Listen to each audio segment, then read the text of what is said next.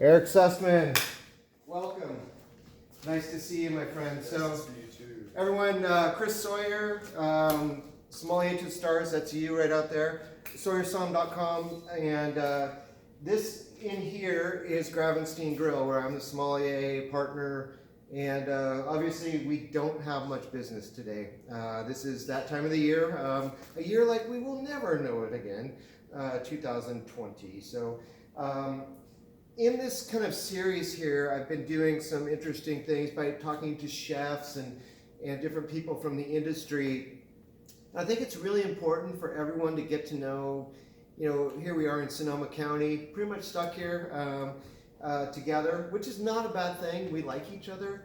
But the fact is, the work for a lot of people, like here at the restaurant, has totally ended for the time being until everything gets back in a better state. But for winemakers, that does not happen because grapes grow and wine needs to be bottled, it needs to be produced, and it needs to be top quality. That's why winemakers are very busy right now. So Eric Sussman has been a good friend of mine for quite a long time, makes a great brand called Radio-Coteau, if you guys don't know it. He also makes another great brand called County Line, and he also makes cider, believe it or not, which we do run here on tap. And Eric's been a great supporter of this restaurant, so I thought this would be a really fun time to get him in here, just to get the perspective of what it's like out there right now from a winemaker's perspective, taste these new wines so you guys kind of get a taste there at home about what Eric's doing right now, and just having some fun with you guys and lightening up your day by taking some time to feel like you're here in wine country with us. So Eric, thanks for being here. Thanks for having me, Chris. No, it's a pleasure to get out, and we've been busy working away in the vineyard and also in the winery. Things are continuing to roll and move forward. We've got a vintage ahead. 2020 is shaping up to be a good year. It's a really dry winter, and then we got some nice spring rains, which helped for a nice much needed bud break, and now we're off to the races. So we just finished our suckering pass at the estate vineyard and some of the other local sites just around the corner, the Durkee Ranch, also the Alberici vineyard on Vine Hill Road, and so yeah, things are shaping up. And as well in the cellar, we're busy taking care of the 2019 wines, and actually going to be bottling some of the last of the 2018 Syrahs and Zins in about a month. Can't wait to taste those. Yeah. So so good things are continuing to happen, and just following all the protocols and being safe, and just staying busy and staying healthy. Yeah. I agree. It's been a little tough on me. Just it's amazing spending a lot of time with my son, our son, and man, it's a lot of fun. But I sure miss hanging out with people and sitting here a little bit closer with Eric and talking deep about things in life and what we do, and entertaining people here at the restaurant, and attending so many of the great events that I do each year. Right now, Eric, to be really honest, I should be on a plane to Vienna of all places. I would be judging the Concours Mondial, which is the second largest competition in the world.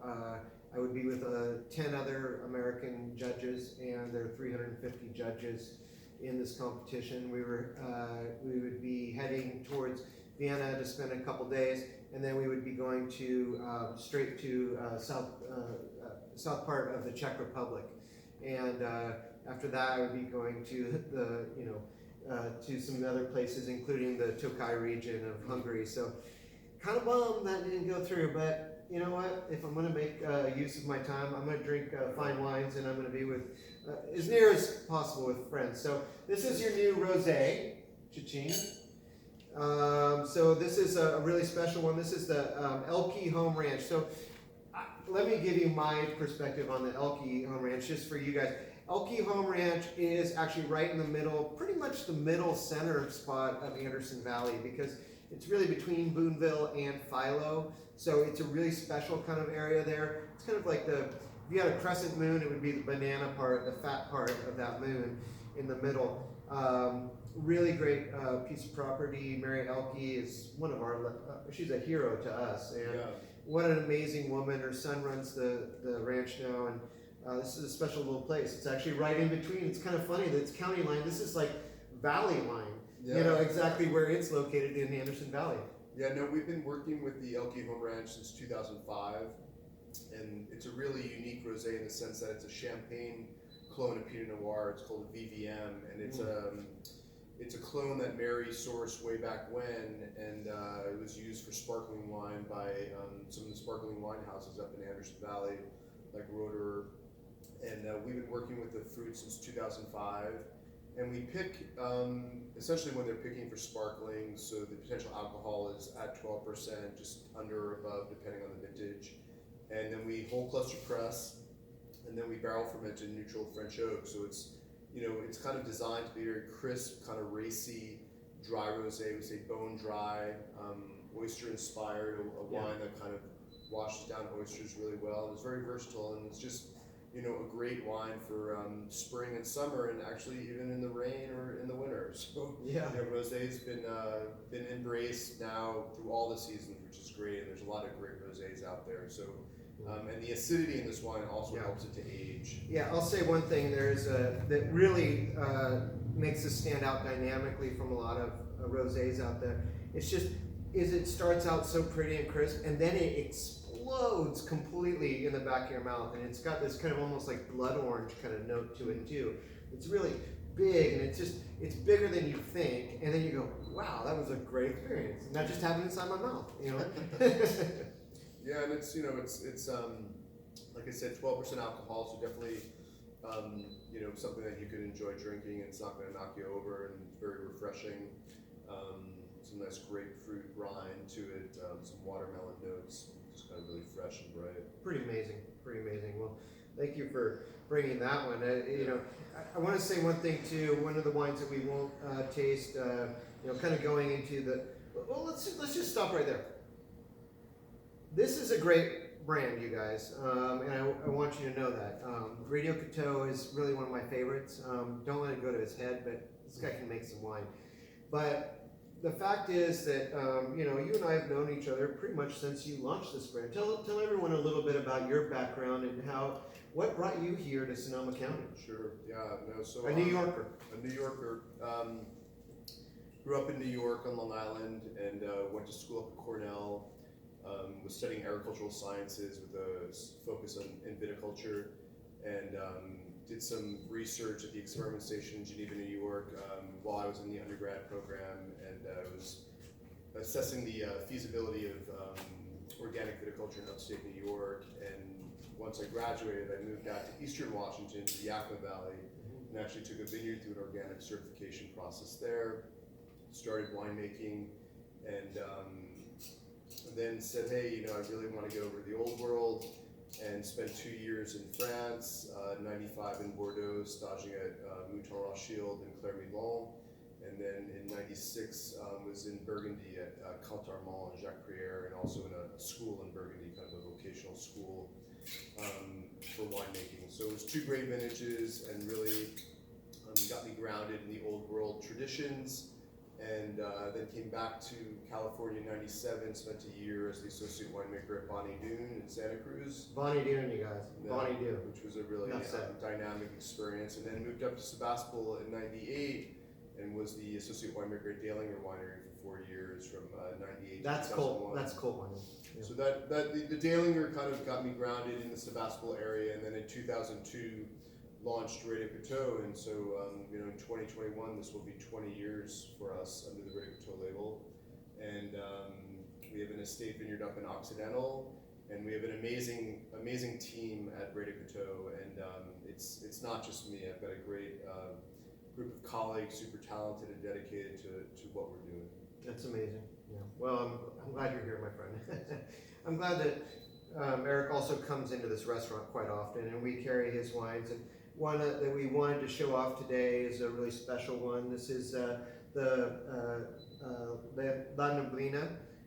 So this was a 2016 vintage. This was in the top 100 of the Wine Spirits Top 100.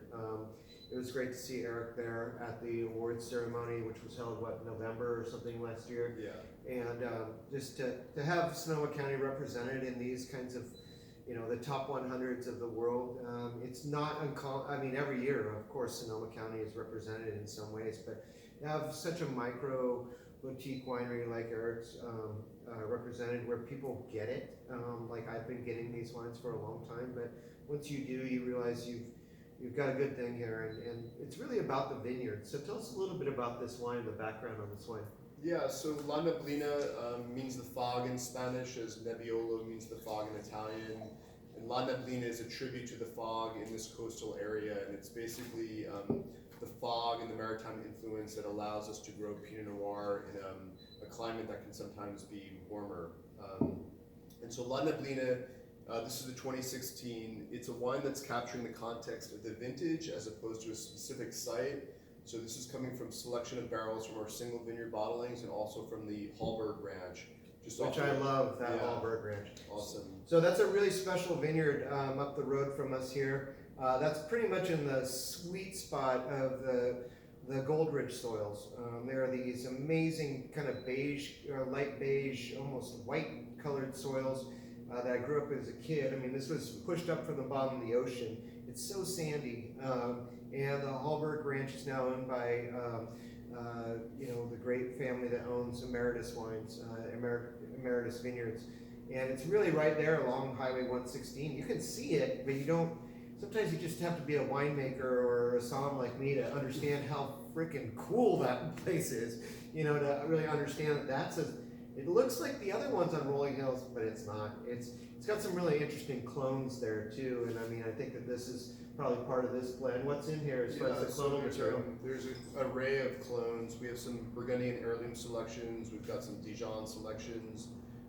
This has about 15% whole cluster, which means that when the grapes come in, we take 15% of the fruit with their stems and the berries attached, put them in the vat first, and then layer destemmed fruit on top. This is all free-run juice, which is how we make all the Radio-Couteau wines, and it's in barrel for 16 months. Third new French oak. It doesn't get racked, and it's bottled, unfined, unfiltered. Another really important thing about this wine, it's coming from organically farmed vineyards and blocks, which is a big part of our ethos. Regenerative agriculture, organic and biodynamic farming, and non-interventional winemaking. And we're really trying to handcraft wines that are speaking of place and of origin. Yeah. And I've been up to Eric's place too. We've had a great time. He has actually one of the coolest tree houses in the world. But it's crazy. But just raising his turkeys and also your amazing garden up there. I mean, it's like no BS here. This guy knows his agriculture other than just grapes.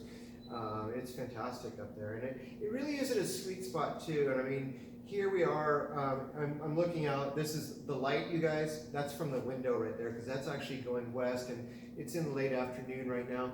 But if we look this way, Eric is kind of up on the ridge, so you're right there where, this is the interesting thing about this, that's where they planted the grapes in the old days in this area. They went up above that fog line so that they could actually get some sun instead of camping in the fog the whole time.